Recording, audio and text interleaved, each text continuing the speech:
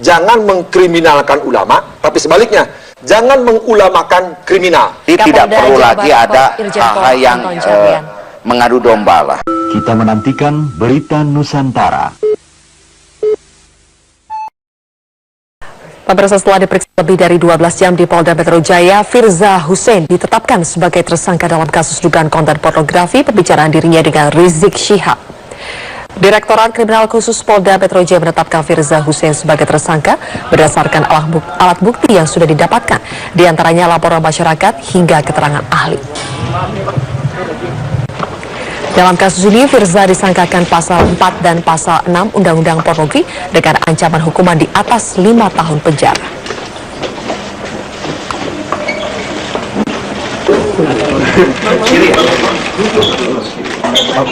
Jadi setelah kita mendapatkan hasil pemeriksaan dan kemudian penyidik melaksanakan gelar perkara malam ini, kita lanjutkan. Dan dari hasil gelar perkara ini, bahwa malam ini ya, selesai jam 22 dari gelar perkara, dinyatakan bahwa peningkatan status saksi FHM menjadi tersangka.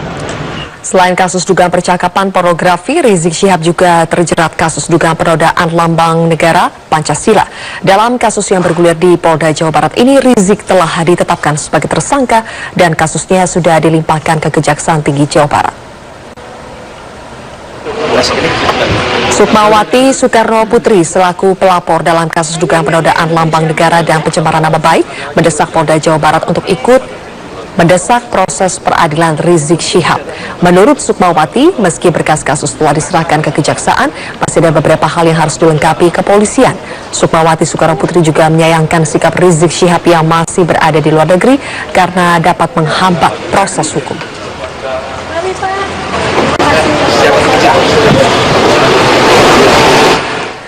Majelis Ulama Indonesia menilai Rizik Syihab seharusnya dapat mematuhi proses hukum yang saat ini tengah berjalan. MUI menilai dengan mangkirnya Rizik dari pemanggilan penyidik Polda Metro Jaya memberikan contoh yang buruk.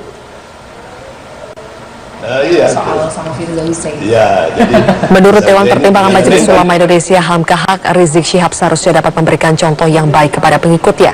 Rizik Syihab sebagai warga negara Indonesia seharusnya mematuhi hukum karena Indonesia adalah negara hukum. HAMKA menilai jika Rizik merasa ia tidak bersalah, tidak semestinya takut untuk kembali ke Indonesia. HAMKA mengimbau kepada Rizik agar secara sukarela pulang ke Indonesia tanpa perlu dipanggil paksa oleh kepolisian sehingga tidak menimbulkan kegaduhan. Kehadiran Rizik juga untuk menghindari persepsi Rizik Syihab memang terlibat kasus yang didugakan kepadanya. Beliau menyampaikan dulu mau berapa hari di sana. Ya, saya kira dia harus memberi contoh lah, ya. Karena beliau adalah ulama yang punya umat pengikut, seharusnya menjadi warga negara yang baik, teladan yang baik bagi umat. Kabid Humas Polda Metro Jaya, Kombes Pol Argo Yuwono mengatakan sepanjang belum ada gelar perkara kasus dugaan penyebaran konten pornografi, Rizik Syihab masih berstatus sebagai saksi. Sebagai saksi, boleh Pak saksi. Ya, oke. Pak, ini kan BBC kan ke Arab Saudi. Sudah dipikirkan Pak mekanisme penjemputan apanya? Nanti kita tunggu saja, ya. Kita tunggu saja. Bagaimana nanti hasil pemeriksaan ini nanti kita gelarkan, oke? Nanti akan dilakukan penjemputan Pak. Kita tunggu nanti bagaimana penyidik setelah gelar perkara, oke? Ya. Biro FPI sendiri bilang kalau misalnya penetapan kan polisi bekerja sama dengan Interpol Pak. Nah itu untuk Interpol masih sebagai satu saksi rasanya tidak perlu gitu Pak. Itu gimana Pak? Tadi kan saya sampaikan dari awal sudah. Gimana, ya. Pak? Makanya kita kan setelah ada pemeriksaan kita gelarkan perkara, ya kan? Kita gelar perkara. Nah kita tunggu saja hasilnya, oke? Nah itu aja. Ya. Oke. Sekarang udah mau menjalin komunikasi dengan Interpol untuk nanti setelah dilakukan pemeriksaan baru kita gelar perkara, oke ya. Pemirsa, polisi telah menetapkan Firza Hussein sebagai tersangka kasus pornografi dalam kasus balada cinta Rizik. Sementara Imam Besar Front Pembela Islam FPI Rizik Syihab masih berstatus sebagai saksi. Dalam kasus lain, kepolisian daerah Jawa Barat sudah menyerahkan kasus dugaan penodaan terhadap lambang negara. Polda Jawa Barat sudah menyerahkan berkas tahap pertama kasus ini kepada Kejaksaan Tinggi Jawa Barat. Kami akan membahas dua kasus ini bersama dengan pengamat hukum pidana. Ada Asep Iwan Iriawan yang sudah bergabung di studio. Selamat pagi, Kang Asep. Dan bergabung bersama kami dari luar studio adalah Kapolda Jawa Barat, Irjen Pol Anton Carlyan. Selamat pagi, Pak Anton. Selamat pagi, Mbak Zil. Salam Tribrata. Salam Tribrata. Baik, Pak Anton, Kejati Jawa Barat ini mengatakan bahwa berkas perkara dari Rizik Syihab belum sempurna. Masih ada 10 item syarat formil dan 9 item syarat material yang harus disempurnakan. Berkas apa, Pak, sebetulnya yang masih dinilai kurang oleh Kejati Jawa Barat? Ya, memang ada beberapa hal, baik material maupun immaterial yang harus kita lengkapi. Ya, antara lain tentang masalah surat-surat yang belum.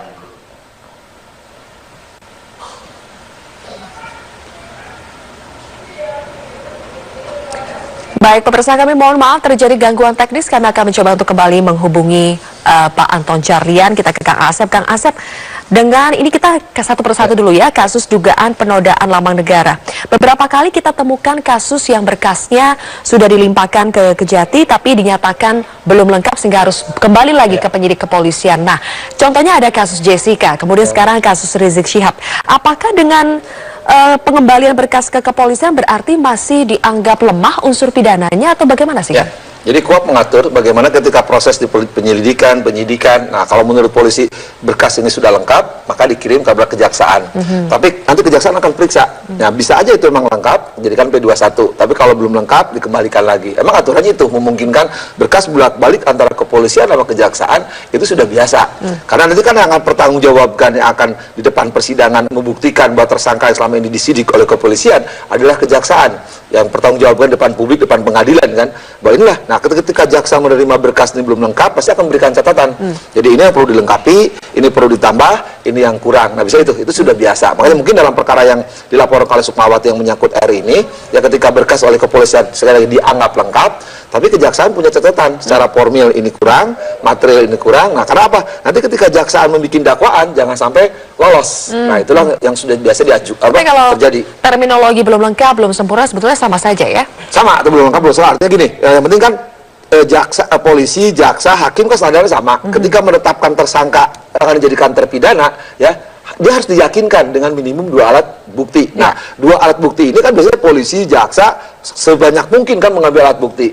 Tapi ada sekat bukti, berarti ada yang bisa telak akan menyeret orang jadi tersangka, orang dijadikan lengkap, orang menjadikan syarat menjadi terdakwa. Nah, kalau mereka nanti jaksa nggak yakin ini perbuatannya dengan alat bukti, kan jaksa suka dikenal kayak kapal patrol berlapis gitu kan. Baik. Nah, karena ketika lapisan secara formil untuk buat dakwaan, kemudian isinya secara material kurang, maka biasanya jaksa mengembalikan. Karena risikonya berat bagi jaksa. Kalau jaksa nanti sampai putusannya lepas atau dibebaskan oleh hakim, dia kan kredit karena menyangkut karirnya dia juga. Karena ketika dianggap jaksa ketika memeriksa berkas, kenapa nggak teliti? Kalau ada kesempatan waktu untuk bolak-balik berkas. Kalau syarat formil kan itu hanya terkait dengan administrasi, begitu kan ya. Kalau yang terkait dengan materi ini maksudnya apa? Apakah termasuk unsur pidananya? Ya, kalau syarat formil itu misalkan ini tadi alat-alat bukti ya, soal isi belakang, soal belakangan. Cuman ini alat buktinya 2 atau 3. Oh, ini kurang suratnya. Oh, ini ahlinya kurang misalkan.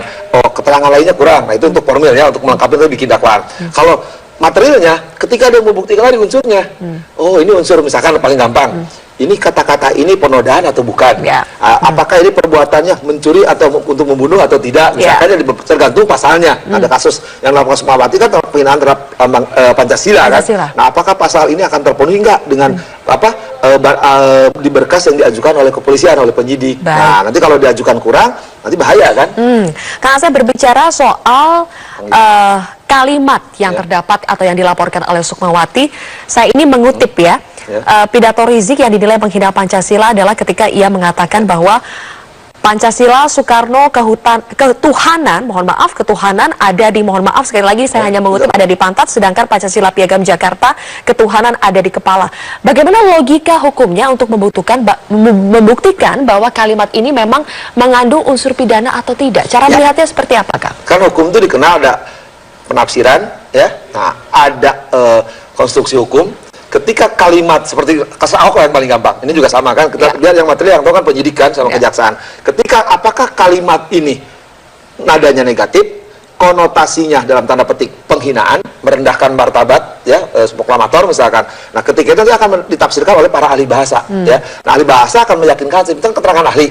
Nah, ketika kalimat ini konotasinya adalah merendahkan, menghina, mencemarkan, yang dalam tanda kutip seorang proklamator, maka itu kan unsurnya terkena. Nah, kembali lagi, nanti hakim mengambil keterangan ahli, ahli bahasa, ahli hukum, ya, atau ahli-ahli yang bisa memahami bagaimana ketika kalimat ini diucapkan oleh tersangka. Mens rea-nya juga harus terpenuhi? Iya, pasti. Kalau hukum itu kadang-kadang kan ada kesalahan, apakah kesalahan dapat dipertanggungjawabkan atau tidak. Nah, ketika orang ini mengatakan dia sudah dewasa atau tidak, ketika ngomong disengaja atau tidak, kalau jelas-jelas misalkan orang udah dewasa dalam forum, masalah yang paling penting apa? Di depan publik, ketika menyatakan Asep ABCD, tapi ABCD isinya kebun binatang atau nadanya negatif, konotasinya negatif, pasti itu jelas, ya, bahwa itu ada kesalahan yang harus dipertanggungjawabkan. Baik, Kang Asep, kita kembali bergabung dengan Kapolda Jawa Barat Anton Carlyan. Pak Anton Carlyan, tadi mohon maaf kita terputus karena gangguan teknis.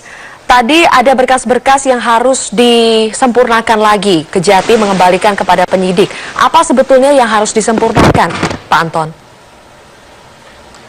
Ya, ada beberapa saksi ahli yang harus ditambahkan. Kemudian ada beberapa surat juga yang harus kita lengkapi.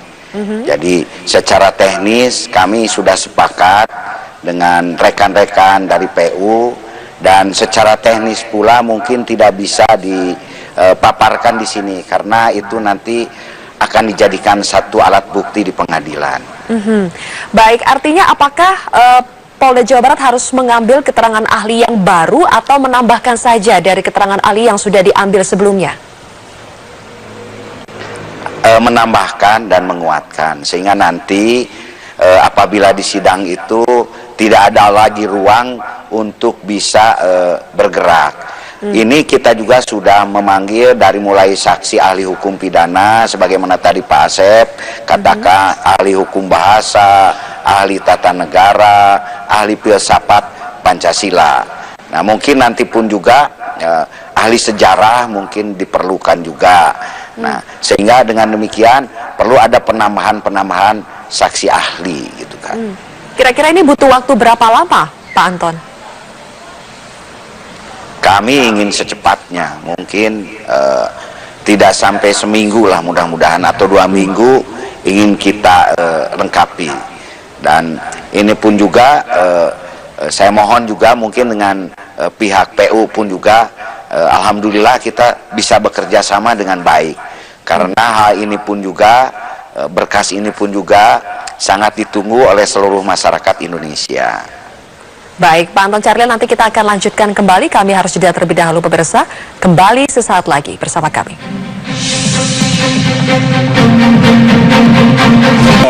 Kembali lagi bersama kami pemirsa, dan sekarang Kang Asep, kita ke kasus lain yang menjerat Rizik. Ada kasus chat pornografi. Dengan ditetapkannya Firza Hussein sebagai tersangka dalam kasus ini, berarti penyidik kan sudah menilai ada unsur pidana dan alat bukti. Baik, kalau begitu apakah lawan bicara Firza yang diduga adalah Rizik Syihab ini otomatis akan terjerat atau bagaimana? Ya, yang tahu kan penyidik, tapi secara teori ya, ketika misalkan saya Malin mengalami ada pembicaraan yang kontennya ada pornografi, berdua dihukum dikena turut serta, bersama-sama, ikut serta, ya, sekali lagi itu normanya. Jadi ketika misalkan saya mengatakan kontennya pornografi bersama-sama dengan Alin, ya dua-duanya dong kena. Dua-duanya kena. Oke.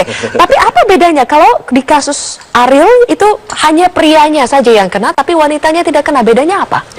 Kan sekarang ini kan yang tahu kan penyidik yang melakukan perbuatan itu si prianya, yang si laki-lakinya kemudian juga ada alat bukti yang lain kan. Tapi ketika si wanitanya menyangkal tidak ada alat bukti yang lain, saya juga pertanyaannya, kan dulu juga pernah ditetapkan sebagai tersangka sebenarnya. Cuma kan perkaranya yang 2 wanita itu kenapa nggak maju, gitu jadi pertanyaan. Tapi kan sekali lagi yang tahu penyidik. Baik, kalau begitu cara melihat apakah kasus ini memenuhi atau tidak unsur pidana yang terdapat dalam Undang-Undang Nomor 4 tahun 2008 tentang pornografi seperti apa? Ya, pornografi itu kan ada beberapa pasal yang diatur ya, tapi biarlah penyidik yang tahu. Nah, ketika katakanlah si A menyuruh si B adalah jadi modelnya dan si modelnya tersangka, kan ada yang menyuruh. Masa yang disuruh kena, yang nggak menyuruh nggak? Itu aja logika hukumnya paling gampang. Kalau begitu yang menyebarkan sama itu juga kena juga. Undang-undang itu juga disebut siapa yang mendistribusikan, siapa yang mentransmisikan, siapa yang membuat dapat diaksesnya. kesusilaan kena juga. Di kasusnya Ariel juga kan sama, gitu kan. Pokoknya siapa-siapa dalam konten pornografi yang diatur undang-undang tindak pidana pornografi ya, itu kena pasal-pasalnya. Tidak hanya yang melakukan membuat orang bisa melakukan pornografinya, ada orang yang bisa membuat akses itu, yang mendistribusikan, yang mentransmisikan, maka dia pasti kena. Penyebar dan pelaku ya. Sekarang Rizik keberadaannya kita belum ketahui pasti ini di mana. Kalau yang Anda lihat sebetulnya keluarnya surat penerbitan, surat untuk penjemputan paksa Rizik ini, apakah terlalu berlebihan untuk seorang saksi atau memang sesuai dengan aturan KUHAP-nya 2 kali mangkir memang harus dijemput paksa? KUHAP tentang panggilan siapapun yang dipanggil, KUHAP telah mengatur tepatnya pasal 112, 113, 227. Inti pasal itu mengatakan orang yang dipanggil lagi sekali lagi di hadapan pada penyidik, dipanggil pada tempat tinggal, kemudian juga kediamannya. Kalau di luar negeri mulai kedutaan atasnya yang ada di luar negeri. Itu udah biasa. Nanti kalau kepolisian, penyidik biasa kalau tidak jelas di mana tempatnya, berarti kan ketahuan dari visa, dari paspor kan. Tapi biasanya minta bantuan Interpol ya, entah Red Notice atau Blue Notice juga, itu udah biasa kok. Jadi panggilan sekali lagi, KUHAP telah mengatur dengan jelas dan tegas yang siapapun baik tersangka maupun saksi dalam setiap tingkat pemeriksaan dia akan dipanggil, dia harus datang kepadanya. Kalau sekali tidak dipanggil, maka dia akan dihadapkan kepadanya. Itulah panggilan paksa. Meskipun ada alasan yang jelas mengapa tidak menghadiri, itu sekarang bagi polisi yang penting dia manggil ya. Manggil statusnya apapun, nah kebetulan memang di ayat 131 ayat 2-nya harus ada alasan. Tapi kalau alasannya dulu kan pernah dipanggil, nanti akan menghadap, akan tiba-tiba ada yang di luar negeri, kemudian alasannya minta dan sebagainya. Yang penting bagi penyidik, kemudian penuntut, hakim ketika manggil, yang penting dia dipanggil. Nah, ketika dipanggil dia tidak datang, apa alasannya? Sekarang kan belum tentu tahu alasannya, ya. Nah, yang penting sekarang penyidik silakan untuk manggil. Itu KUHAP telah mengatur dengan jelas, tegas dan tuntas. Baik, Pak Anton Carlian, masih terkait ini kembali lagi ke kasus dugaan penodaan lambang negara. Saat ini keberadaan Rizik belum diketahui. Nanti kalau misalnya berkas Rizik ini sudah dinyatakan lengkap oleh Kejati, tetapi ternyata Rizik masih belum diketahui juga keberadaannya, apa langkah yang akan dilakukan oleh Polda Jawa Barat, Pak Anton? Ya, saya kira sesuai dengan KUHAP, kita adakan panggilan pertama, kita ada panggilan kedua, ya, nanti akan diadakan surat perintah membawa, karena dari kejaksaan itu kalau sudah lengkap itu harus menyerahkan tersangka dan barang bukti. Dan saya harap kepada saudara Rizik Syihab sebagai warga negara Indonesia yang baik, tolong bisa datang, tunjukkan kepada masyarakat bahwa beliau juga adalah warga negara yang baik. Contoh lebih penting daripada perintah, satu perbuatan lebih utama daripada 1000 kata-kata. Baik, Kang Asep, kalau ada saksi atau tersangka yang kabur atau tidak kooperatif, apakah ini bisa dikenakan pasal lainnya? Ya, kan jadi saksi itu udah wajib. Penjelasan 159 ayat 2 KUHAP, jadi saksi wajib. Kalau tidak datang kena ancaman pidana loh. Pidana, kalau perkara perdata pidana 9 bulan dan 6 bulan sekali lagi. Jadi saksi tidak datang aja merupakan kewajiban warga negara. Ketika saksi tidak datang, kena pidana 224 KUHP. Nah, apalagi kalau statusnya tersangka. Kalau sudah dipanggil secara patut, secara layak, persidangan bisa in absentia kok. Ya, lebih berat lagi in absentia. Kenapa di absentia tadi katakan betul, saya setuju dengan Kang Anton, misalkan kan di depan hukum sama, hormati hukum, gunakan haknya dia. Ya, di pada penyidikan, di penuntutan, bahwa dia tidak bersalah. Saya tidak melakukan perbuatan pidana. Nah, apalagi di persidangan nanti, publik pun akan tahu. Justru kalau misalkan tidak ada, hukum beri celah. Ya, maka tadi saya betul, karena Kang Anton akan dipanggil secara paksa, bahasa KUHAP-nya dipanggilkan, dihadapkan kepadanya. Nah, kalau nggak ada, nanti di pengadilan, kalau berkas sudah dikirim, ya karena sekarang kan harus serahkan. Berkas itu harus serahkan dengan tersangkanya. Tapi kalau nanti melarikan diri, ya biasanya dulu ya perkara-perkara tertentu dinyatakan in absentia, berkas dikirim dari sidangkan tanpa kehadiran terdakwa. Kenapa tidak? Tapi sekarang kan terdakwanya jelas, kan ketahuan di mana, lihat paspornya, visanya, nanti kepolisian minta bantuan Interpol itu untuk memanggil secara paksa. Oke, terakhir untuk Pak Anton, bagaimana Polda Jawa Barat menjawab adanya nada-nada negatif, misalnya memang kasus Rizik ini seperti dipaksakan, adanya kriminalisasi, bagaimana Polda Jawa Barat menjawab tudingan itu? Kalau memang ada kriminalisasi, bahkan ketika ini lambat pun juga masyarakat demo, masyarakat protes. Justru ini kan kita bingung, karena ini pun juga kan ada yang melaporkan saja begitu gencar menuntut kami. Kalau kriminalisasi itu mengada-ngada. Jadi sudah ini adalah hanya provokasi-provokasi dari orang-orang yang tidak puas. Kita ini adalah negara hukum dan polisi adalah pelaksana gerbang terdepan dalam penegakan hukum. Dan tidak usah pun juga dikatakan ada klasifikasi ulama, klasifikasi pejabat. Setiap warga negara, barang siapapun juga yang melanggar hukum di negara Republik Indonesia ini akan berhadapan dengan hukum. Kalau boleh saya tambah mungkin, kebetulan polisi adalah penegak hukum yang pertama. Baik, terima Jadi, kasih Pak Anton tidak Carlyan. perlu lagi itu ya. Baik, diselesaikan ada Pak kalimat hal-hal yang terakhirnya. negatif demikian. Baik, oke, terima kasih. Jadi tidak Kapolda perlu Jawa lagi Barat, ada Irjen Pol hal-hal yang Anton Carlyan. mengadu domba lah gitu. Baik, tidak perlu ada hal-hal lagi yang mengadu domba. Kami tangkap sudah. Terima kasih Pak Anton Carlyan atas waktunya. Tadi Kang Asep mau menambahkan? Di depan hukum kan sama. Ini kalimat yang penting yang saya nyatakan ya. Jangan mengkriminalkan ulama, tapi sebaliknya. Jangan mengulamakan kriminal. Terus dipegangkan depan hukum sama. Mau ulama, umaro, mau rakyat. Ketika dia melanggar aturan, harus berdasarkan prosedur hukum. Tapi sebaliknya, kalau dia nggak salah, bebaskan. Tapi kalau dia bersalah menurut unsur, dia harus dihukum. Baik, oke, saya catat tadi kata-katanya jangan mengkriminalkan ulama, tetapi jangan mengulamakan kriminal. Terima kasih Kang Asep atas waktunya bersama kami. Pemirsa, kami masih akan hadirkan lagi informasi lainnya, tetaplah bersama kami.